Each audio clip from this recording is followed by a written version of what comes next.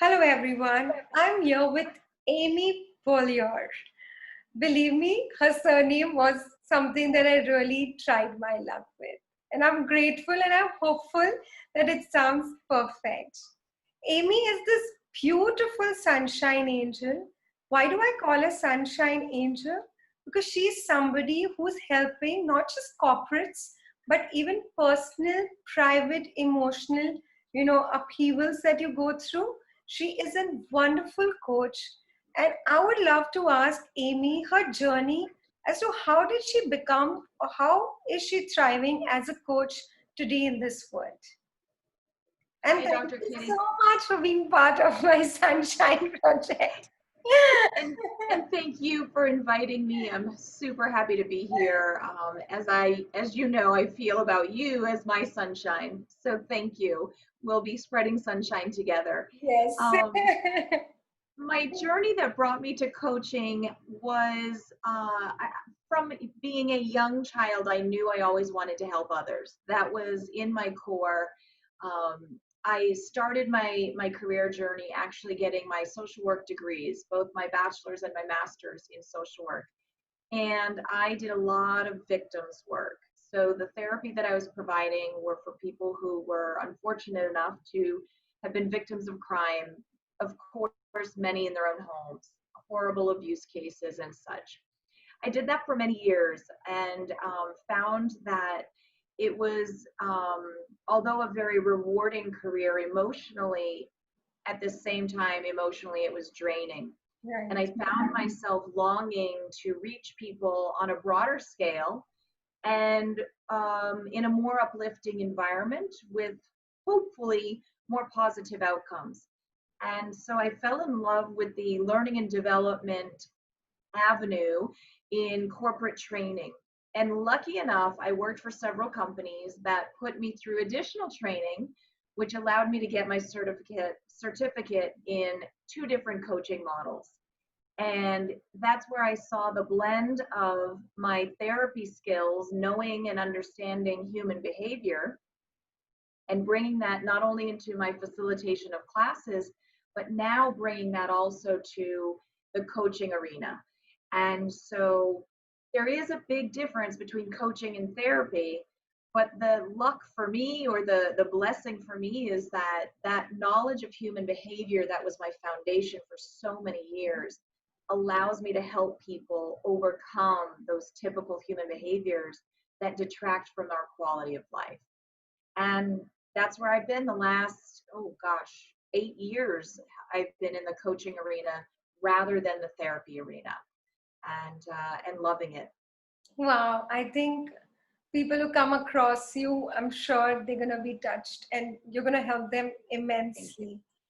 But Amy, tell me about you. How do you thrive, emotionally? Because as you said, when you're constantly in this coaching background, you're constantly helping others. And sometimes as coaches, people forget to take care of themselves. I want to Right. know about, your emotional nourishment. What do you do for that? Yeah. Well, it's funny you say that because I find in the coaching arena that is very often one of the um, eh, prevalent problems for people, is to find that balance between working on overdrive and then settling ourselves down. So, personally, I can speak for myself and my own experience. What really balances me out are several things. And I make sure to incorporate those things, not just daily, but making sure that if I didn't get it on a daily basis, I definitely get it on a weekly basis. So, in other words, the increments of self care can't stretch too far apart. Um, so a few things. One is, at this point, especially with the COVID-19 quarantine restrictions, I find myself at my computer sitting a lot. So I actually program myself with a little timer to get up and move. Or even if I'm sitting in my chair, do some sort of movement. And it might be just upper body, but it's just enough to re energize and refocus. In a daily basis, for me, talking to somebody else so that you get out of the restrictions of quarantine, to balance the perspectives that we have in our head. So if we listen only to that critic in our head all day and we're alone with that all day, that's going to be taxing, and it's going to beat us up to the point of knocking us down. Right. So I make sure that I have external communications and balance my perspective with the rest of the world's perspective. And I have to say, at this point, especially, I'm not somebody who takes a balanced perspective by watching TV, especially the news. There is never, I will repeat, there has never been anything positive expressed on any news channel. I don't care if it's a Republican, news channel over here or a Democratic. The negativity of what crimes, who's hurt who's stolen from who, there's one thing called fleecing of America, where, the wool has been pulled over our eyes. There's all of these negative things that people intake, and I refuse to. My world has continued this way. I've started that habit at about 23 years old. I decided the news was not for me because of the negativity. And at that point in my career, I was a social worker, as I said, doing therapy with people who had lots of heavy, heavy problems. The last thing I wanted to do was end my workday coming home to watch more negative, heavy news. So that's been a self-care practice for decades for me. Something else that's important to me is movement, not just, like I said, during the day in my chair or standing up or pacing while I'm on a phone call, getting the walk in. It's actually getting out into Mother Nature for my exercise. So it's not about finding an online fitness course, although that's helpful too. On a rainy day, I do that. But it's finding a greenery, a park, a yard that I can admire the flowers. I live in New York City, and so finding that green space is hard. But we have a few gems tucked away between houses, between apartment buildings, and I flourish in those arenas of getting my balance through Mother Nature and exercise. And I think there's more to be said. The work that you're doing around getting a good night's sleep. Sleep is our foundation. We can't do anything good the next day when the foundation is crumbling. So for me, it's also practicing the art of forcing myself to go to bed and getting up with a routine. So go to bed with a routine of calming down and unwinding, and waking up with something that's refreshing. So for me, it's a balance of a little bit of reading time to calm down, clear the head from the day at night. And in the morning, it's getting up, getting in the shower, and then eating a good breakfast. So that's how I start my days and try to keep my balance, as you said, to thrive. Wow, I think beautiful. I think you spoke so excellently. I think when it comes to nutrition, you're actually providing your body just that positive Yeah. content, giving the body that exercise, that space, not just for an hour, but actually, stretching yourself in between those, Yeah, computer, and you have become like best buddies today, but we forget that our body is actually our best buddy.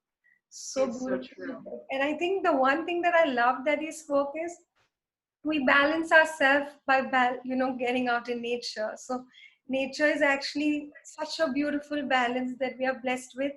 And I Yeah. forgot to introduce you that you come from New York, because I think I feel so connected to you that I think And I'll be clear, I think my love of nature actually came from my upbringing. So I actually grew up in a small town in northern Maine and moved city to city. Just New York's my latest city. And I've been here 8 years. So yeah, finding where those greenery spots are, it's an adventure for me. And that's actually another way that I've learned over the years that helps balance us, is or recenters us, is even just having a glimpse, just a glimpse throughout the day of an outdoor scene. You can actually trick the brain by looking at a photograph on the internet, You can trick the brain by having a picture of a window in front of your desk. But anything that gives you a glimpse of the outdoor world actually triggers the chemical, the hormone reactions in our bodies to soothe us and relax us. So, you know how they say fake it till you make it? Right. This is one of those. If you don't have a window that overlooks anything that's pleasant to your eye, make a window that's pleasant to your eye. Have it in front of your desk so that you can gaze off into that. For many years, I've remodeled since, but I had a picture. It was just a tiny little picture, and it was of the ocean, just the vast, vast ocean. But so tiny was one single woman on the beach. And I always just imagined that was me on the beach, soaking it all in. And she's just standing, and you can see she's just, appreciating the same view that I'm appreciating. So, yeah, it does work to trick the brain to calm us and give us a sense as if we have been outside. Wow, I think I'm never going to forget this. Though I'm surrounded by nature, I'm blessed that I have a real sea right outside my window. But I think this is the first time I'm going to use fake it till you make it in the most beautiful way. Because today, it's like you find those beautiful, transition. If you don't get it, Yeah. create one. And I love the way you said it, that create, today a painting. You could just buy a painting and look at it. Yes. I love the fact that he said in that entire picture, you looked at that lovely tiny woman and you said that that's you. And I think what we are actually doing is visualizing. I think Yes. that's a Yes. beautiful takeaway for me as Yes. well. I'm never gonna forget. Yes. I'm gonna make sure I remember this. Yeah. Over the years, I've studied because of teaching so many different courses for professional development and leadership development within companies. I studied a lot of different topics and avenues to help people get that balance. And putting ourselves in nature was certainly one. And finding ourselves in nature allows us to see how small we really are on this earth. And that's what shrinks our problems down in our brains. So when we are next to a mountain, we literally feel this big. Or when we're next to the vast ocean, we feel this big.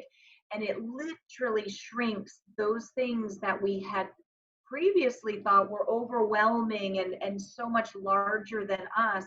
It shrinks those problems into the size that we are. And then you realize, I can do something about this. I can take steps to thwart this problem. Let me do something to reduce its impact on my life. And that's why nature, does what it does to us. It balances us out because it puts things in perspective, literally. I love this.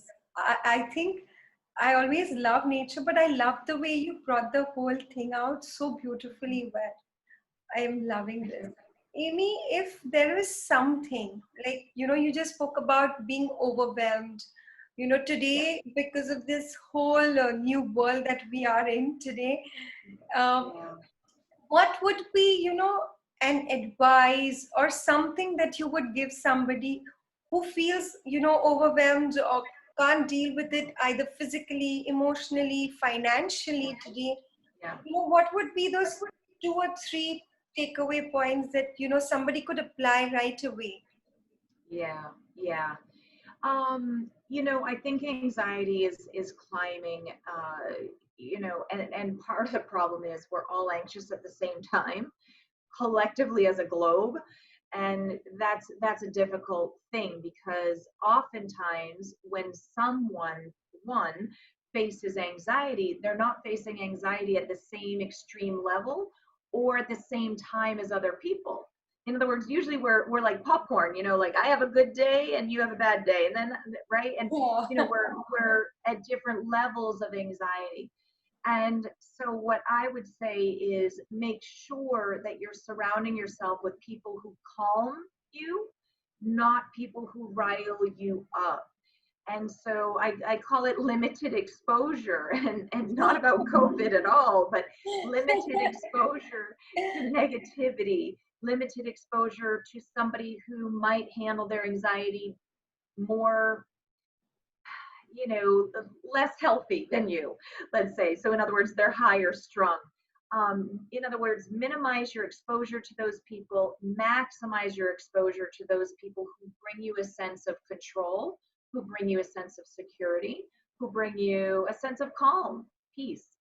So that's one takeaway I would highly recommend is watch who you're surrounding yourself with and the information they're inputting to you. Be cautious of that. Be careful with your time. The other thing I would say is don't look too far ahead, because that's another cause and root cause of anxiety. So when we are looking 3 hours ahead, we're missing the moment that we're in, that we actually have control over. So, in other words, if you're trying to balance a household of people who are quarantined, you're trying to balance cooking meals with working, you're trying to balance meetings between pet care, parent care, all of these things that are demanding of us, put your timeline in smaller increments. So 30 minutes, what can I do right here, right now? Don't look past the 30-minute mark. At most, stretch it to an hour. But what that will do is it'll bring you back to the place that you do have control. You only have control over the arena right here, right now. So give yourself, what can I do positively in the next 30 minutes? Is it that I should spend 30 minutes cooking a meal? Is it 30 minutes I should spend moving and exercising, stretching, breathing, meditating? What is it that I need right now? Is it 30 minutes toward a daunting project at work? Those bite-sized pieces actually help us take the bite, chew it up, and absorb it. Otherwise, we're trying to eat an elephant in one mouthful, and that's impossible. So that's my second piece of advice is break your day into smaller increments so that you have much more managed time versus endless time that you feel overwhelmed by. Uh, I feel like I've spoken so much on so many self-care habits. I'm not sure of my third takeaway today, but it might just be simply as simple as getting support. So talk to a Dr. Kiitty, talk to an Amy. Get somebody in your life that can help balance you out on a long-term basis. Um, you know, my company has a funny name. I called it Three Shoes Incorporated, and that's because that sometimes we wear the big shoes that we are trying to fill. Sometimes we're wearing those shoes that are too small for us, and we know we've outgrown them. Both of those reasons are reasons to talk to a coach or a professional who can help support you. And the third pair of shoes, as your coach, as your facilitator of learning, I want to get you into the third pair of shoes, which is to help you feel like $1,000,000. Those shoes that make you feel like $1,000,000? That's what I want to get you into. And that's I think the third piece is just make sure you're surrounding yourself with the right resources, professional resources to support your endeavors of self-care and well-being. Wow, excellent, Amy. Thank you so much for sharing so much with us. But Amy, before we end this, I would love for you to share, what makes you this powerful, this positive as a person, right? Talk to, through your not journey just from like person's perspective, like the people that you interacted with. It could be some experiences, it could even be a book, it could be something that triggered this beautiful person within you. Oh, well, thank you for the compliment. That's so heartwarming and touching. I think my journey of you know being positive. I think, I mean, I have to give credit to my mom because she's a very strong, positive outlook person, right? She maintains that outlook regardless. So I do think it must have stemmed from childhood messages she gave us. I also think the fact that I surrounded myself in a career to help people who were less fortunate than me helped me see where I needed to be grateful, that I had my physical health, I had my mental health, I had intellect to use.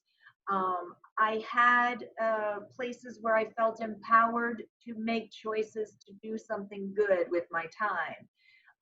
So all of these things I think morphed me into the woman I am today.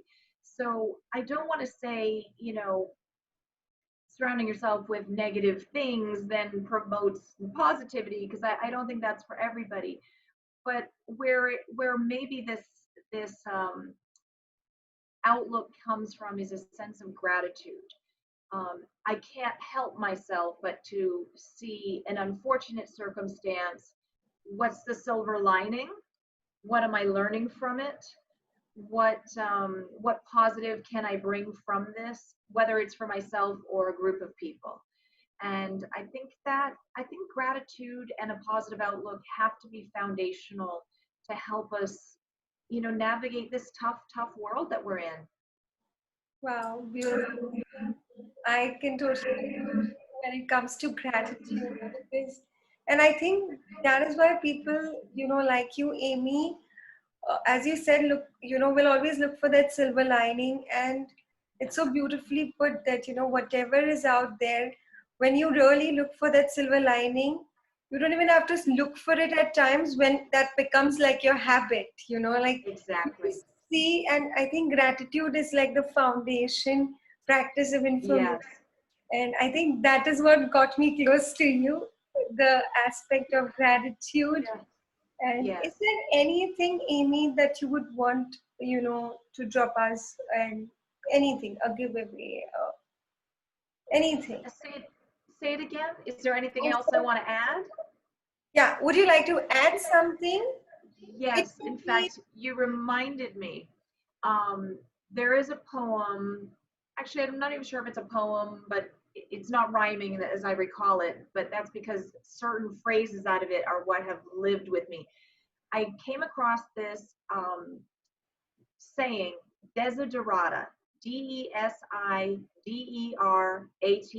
desiderata. Look it up. It's famous. It said it's an unknown author, but boy, I wish I could give credit to this person or the multiple brains that put it together. There's one phrase in there that helped me from my 20s onward when I discovered this, and it says, never compare yourself to others, for there will always be greater and there will always be lesser. There will always be greater and there will always be lesser. And that just stuck with me, because when we do compare ourselves to others, we won't measure up, or we'll measure ourselves too highly. And so, it's that kind of getting your self-esteem, that phrase, I'm telling you, I won't tell you my age, but that's been with me for decades. It's one of those things that different phrases in it just speak to you depending on where you're at in life. And I keep pointing that way because it's out on my fridge. It's the same magnet I've had, I can't even tell you how many years. But it's a magnet of it on my fridge, and I read it pretty much once a week, and just pick it, something else speaks to me. But that sentence has always been the one that resonates most. yeah, I think I relate to that because they always say that, when you read a book, something which is really amazing, you finish reading it, but when you read it again, it gives you something, which it didn't give you in the first. And I Yeah, think you spoke so beautifully well that you need to surround ourselves with, positive people, positive content, I positive, love make it, I love that you're you make it, framing it that way. Yes. because for me now, fake it till you make it is, putting up nature inside. If, today you're stuck indoors and there's nothing outside for you to look at, Yeah. create it. Create that Yeah. silver lining. And Yeah. I think the base of it all is finding that silver lining with gratitude. And I have to say, Amy, big thank you. I'm sorry Oh, I'm you're not welcome. Beaulieu. I may have made a mistake with your surname. But thank you so Fine. much for waking up early and doing this for me and Fine. to the world at large, for the person who really connects to this.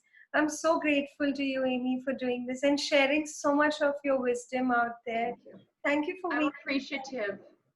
thank you for Thank you. being I'm giving you a big, big oh, hug, Dr. thank Kiitty. you so Yes. much.